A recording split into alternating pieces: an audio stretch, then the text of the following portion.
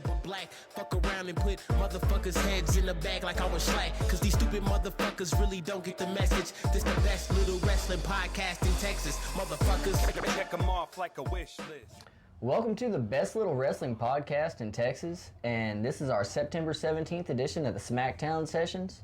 And I am joined by... We are live and in action. It is wild stuff. So Smackdown was pretty good. They started off with a recap of Seth Rollins and Edge. Before we recap SmackDown, make sure you hit that subscribe, crush that like button, leave a comment down below what you thought of tonight's SmackDown, and we're going to get into this. So they recapped Seth Rollins and Edge at Madison Square Garden, where Edge was carted off in a stretcher, and then they brought out the Usos and Roman Reigns. Yeah, Bloodline came out, Roman Reigns and the Usos, followed by Big E and then Finn Balor. And we never really got anything. Just cut to commercial, come back, and it's a tag match. A tag match between the Usos and Big E. Yeah.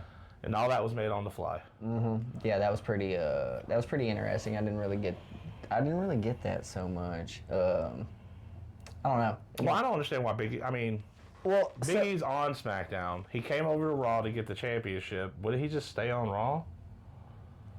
Dude, I mean, unless they're just kind of, I honestly don't know what they're doing, dude. Like that's really where I'm at with this whole thing. Like I have no idea what they're even trying to do. It's like they're just hot-shotting matches now, hoping to get views. Right. You know what I mean? Like. So they hot-shot this match. And then Roman Reigns goes back to the back during the match, and he's looking on with Paul. Mm-hmm. And Usos lose, so automatically he's pissed off. Right. And then... So that sets up the six-man tag. Yeah, we'll get six-man tag on Monday Night Raw with the Bloodline versus New Day. And, all the New Day versus all of the Bloodline. So Roman Reigns and the Usos versus... Kofi Kingston, Xavier Woods, and Big E. Yeah, and I'm down for that. I mean, it's going to be a great match, but why is it happening? Wasted time until Extreme Rules, I guess. It just seems like they've just tied up these belts. Just try to parlay into... I don't understand. Like, so what? Is Big E going to become a double champ? Is that what they're going to do? Are they going to make that stipulation at Survivor Series? I don't think that's ever been a stipulation at Survivor Series. I mean, never, it was always a first. I don't think they have ever done that, ever. And if they did, no.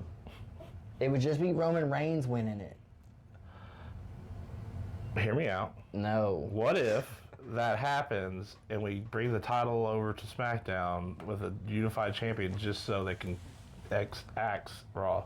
Brady, that shit makes me want to chain smoke. You just mentioning it. Like, they won't axe Raw. They can't. They won't, dude. That's Vince McMahon's baby. Like, they won't. They will not axe that. Because, dude, you got to think about that. Raw is the longest running cable television program ever. Mm-hmm. Outside of, like, news and shit. It's, like, lasted longer than... There's no way in hell that Vince McMahon is going to let that show go. Period. Until he sells. Then he ain't got a choice. I mean, SmackDown is doing too good. Yeah, exactly. You had, like, y'all, like, a lot of folks just be thinking that, like, WWE is going to shit because Raw is going to shit. But there's... viewers were back up on NXT 2.0. Yeah. You know what I mean? So it's like, I don't know, dude. It just feels a lot like they're just hot-shotting shit and treading water until Survivor Series. Yeah. I mean, that's all it feels like. On all promotions, they're just hot, wait until Survivor Series so they can get Becky and Charlotte. And yeah. And I mean, but like, I really thought we were going to get Brock Lesnar and Bobby Lashley at a Survivor Series. Yeah. And I still think that there's a way that they can roundabout get to that, but how? Well, we discussed, the Demon taking the title off of Roman Reigns. Right. Saving face on Roman Reigns, and then having Brock Lesnar take the belt off of Finn Balor. Well, so I think that Robert brought up a good point in the chat the other day about the Usos will run out and make it a DQ. Yeah. That way the Demon doesn't lose. Right? Because there's a lot of shit that's going to have to happen before Survivor Series to get Brock Lesnar and Bobby Lashley. Mm-hmm. You know what I mean? So that's a lot of chess pieces to move around. Yeah, and I'm pretty sure that they're not going to want Big E to lose the title anytime soon. Dude, that thing is, It's the most talked about thing on wrestling internet more right now. so than Kofi Mania. Oh, yeah. You know what I mean? Like the pop for Big E and just the internet traction that it's got. Like, dude, Twitter is alive with Big E support. And it wasn't like that with Kofi Mania. Mm-mm. You know what I mean? Like, people were proud, don't get me wrong. And there was a lot of support for him, but it wasn't on this level. It's like almost everybody. Yeah. You know what I mean? Like, Yeah. Well, I mean, you got people from all different promotions, and just congratulations, you deserve it. And he absolutely does. Yeah, absolutely. Oh, man, dude. I mean, he's been a solid-ass worker for so long in that company. He deserves every bit of this championship, and he deserves a lengthy title run. I think that they should absolutely give him a lengthy title run. If they don't, this shit was just for naught, dude. For nothing. Yeah. Like, Miz, putting the title on him and moving, like, you see what I'm saying? Like, using him to move the title right is acceptable because it's the Miz. Right. But Big E, like, them using him as a vehicle is kind of shitty. So I hope that's not what they're doing. I hope it's gonna be, I mean, fuck, dude. I just hope it's gonna be better. You know what I mean? Like, I don't know. I don't know. What do we have next? Fucking Rick Boogs and King Nakamura versus the Dirty Dogs. Bro, somebody on production got their ass chewed. Why? Because when Rick Boogs went out there to shred his guitar, his distortion pedal was turned off backstage. Oh, no. So it was just like, bing, bing, bing, bing, bing, bing. Yeah, see, I didn't see. I was walking back. Yeah, he had no distortion in his guitar, so it had no effect whatsoever. But by the time the match was over, they were celebrating after the match. Somebody went over there and kicked that pedal on. So here's what I don't get, though, right? So Rick Boogs beats Dolph Ziggler. No, Robert Roode. Oh, Robert Roode. Yeah, it was Robert Roode. He was with Dolph Ziggler. But, so they get attacked by Apollo Crews and Commander Aziz. Yeah, right. And then Apollo Crews cuts a little promo calling out King Nakamura for a rematch. Shinsuke is 7-0 against Apollo Crews. Why is this happening? I can think of at least 6 other wrestlers I would rather see get an opportunity at that title than Apollo Crews again for an 8th time. Yeah. We just... And, like, I don't... So how many matches has Commander Aziz been in? I can't think of any. Honestly. He's always just been a corner man. I mean, he's, like, throat chopped some dudes. But, like, other than that, like, how many fucking matches has that dude been in? It's another one of them Omos situations. I was just going to say, he's got a case of the Omos. It's another one of them fucking Omos situations. And they're trying to build, like, I've seen people on Twitter being like, I can't wait till the eventual Omos versus Lashley. How dare y'all? Who? Fucking dare y'all. Who's saying that? Just people on Twitter, man. Well, they're wrong. Yeah, they are. They're very wrong. But, I don't know. It's dumb. But, so yeah, so they set up they set up an Intercontinental title match for next week with Apollo Crews or at Extreme Rules, I think, which Yeah, it's Extreme Rules. Yeah. And then we got teased with the Kevin Owens versus Happy Corbin match. No, it was Kevin Owens versus ? We've never found out. Is that what it was? That's what it was. He was supposed to go out there and wrestle somebody, but Happy Corbin came out and messed him up on his entrance, and so they canceled the match. Cool. Oh yeah, and then we got Seth Rollins' promo. We got Seth Rollins. That's about all you could say, because he is. Last week at the end, he was so emotionless. Emotionless? That's the word.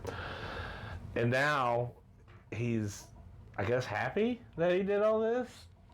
And now, he's challenged him for a third match. It's a bipolar roller coaster. And I'm really not sure what's happening anymore. I mean, I'm not hating on a Seth and Edge 3. No, the matches every match we've gotten so far was a banger. Yeah, no, dude, they're great. They're all great. Give me more of it. I don't care, but make sure I enjoy the reason we're doing it. Yeah.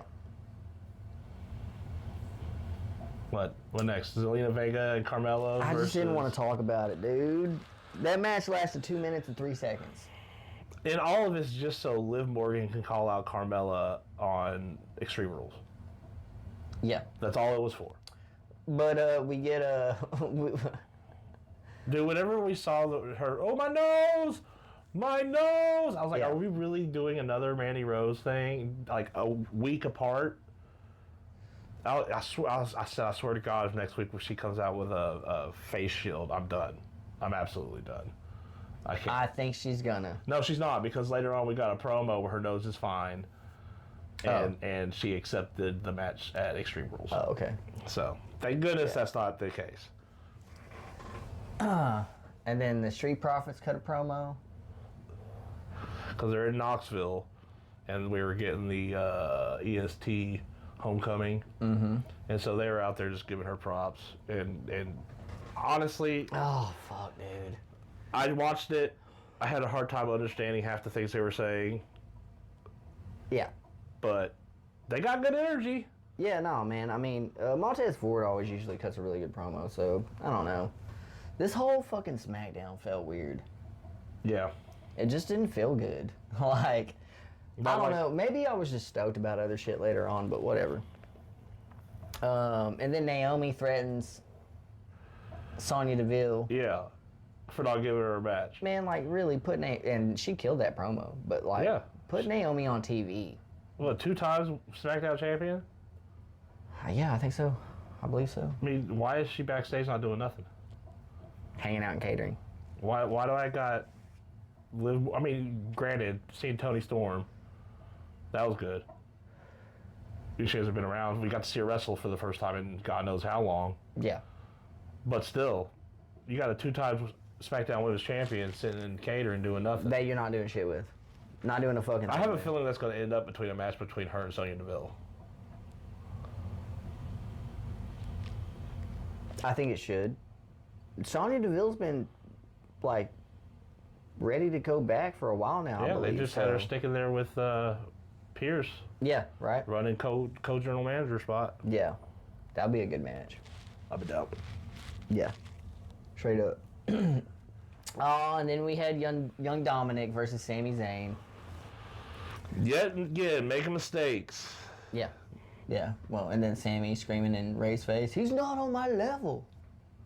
I was like, oh, I don't know where we're going with this whole Rey Mysterio Dominique thing. It's been dragging on for how many months now? A while. I don't know where it's going. Hey, man, at least they weren't in a match with the Usos. At least they moved on from that. I was getting tired of the Hatfield and McCoys, bro. It was just wearing on me, like, a lot. So, yeah, and then we had Bianca Belair come out. No. Oh, they did the video package, right? Kane. We had Kane, the mayor of Knoxville, Tennessee. Knox County. Knox County. Yeah. Yeah. So, Kane comes out. Calls Bianca Belair out. She gets a huge pop because it's her hometown. And then they give her the key to the county. Key to the county. And then Becky Lynch's music hits. Of course. And she's dressed like every Spice Girl. I thought it was like Kill Bill. No, it was literally like Bloody Kill Bill. it was like every Spice Girl yeah. in one. I guess it was just the yellow that. It was, yeah, the yellow. But yeah, it was just, dude. And then, so Bianca Belair goes to hit her with her finish, and Becky counters it and hits her with the manhandle slam. Well, first they go for the handshake, and Bianca Belair's resistant. Yeah. And then finally they shake hands, and Becky Lynch goes to walk off, and But ultimately, Bianca Belair gets embarrassed in her fucking hometown, which is like a WWE tradition. Dude, I just don't get it, man. I don't understand why they do any of this shit, because... I mean, look what happens when you do it right. Look at the pop that Brian Pillman Jr. has right now, because over the past week, they did that right. Mm-hmm. We could be having that with Bianca Belair. Bro, they could have done something great, especially with them hotshot matches like they had been. They could have done all kinds of dope shit, but they didn't do anything. There was 4 matches, I think. What was after this? That was it, bro. Wait, that's how we ended the night? Yeah. See, you think there was more matches. I thought there was more matches. Yeah, I don't know. No, there should have been. Nah, dude, that was it.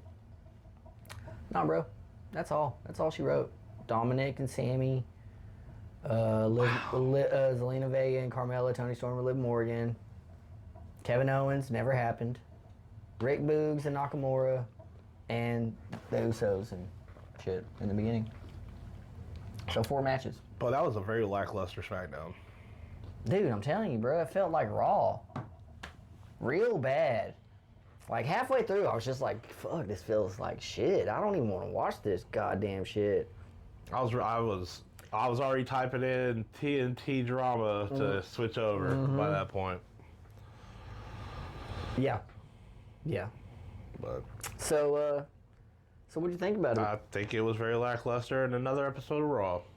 Yeah, dude, how can they miss? Dude, last week's SmackDown was fucking great. Great. It was, man. Madison Square Garden, bro, they put it down. Like, that was a great-ass SmackDown. I mean, there was a couple of little iffy spots here and there, but damn, dude, for the most part, they fucking nailed it. And then they do this shit. Well, we got next week is the go-home week for Extreme Rules. So if they don't pick it up next week, they're just leading to a bad Extreme Rules, man. Nobody. I mean, I agree. I don't. If we continue with what's happening right now next week, I'm not going to be excited for Extreme Rules at all. I'm already not excited. I hope they can do something to pick it up. We'll see. Anyways, But you want to take us out there, big guy? appreciate everybody being here with us tonight, which should probably by the time you see this be too late. But September 18th, we're going to be at Pale Pro at that event. Pele Pro. And hope to see any of y'all there. I'd like to chat and see what's going down, man. Thank y'all for being here. Make sure you hit that subscribe, crush that like button, leave a comment below what you thought of tonight's SmackDown. I'm the Real Fat Man. This is my boy Needles Kane. Peace. Black. Fuck around and put motherfuckers' heads in the bag like I was slack. Cause these stupid motherfuckers really don't get the message. This the best little wrestling podcast in Texas. Motherfuckers, check them off like a wish list.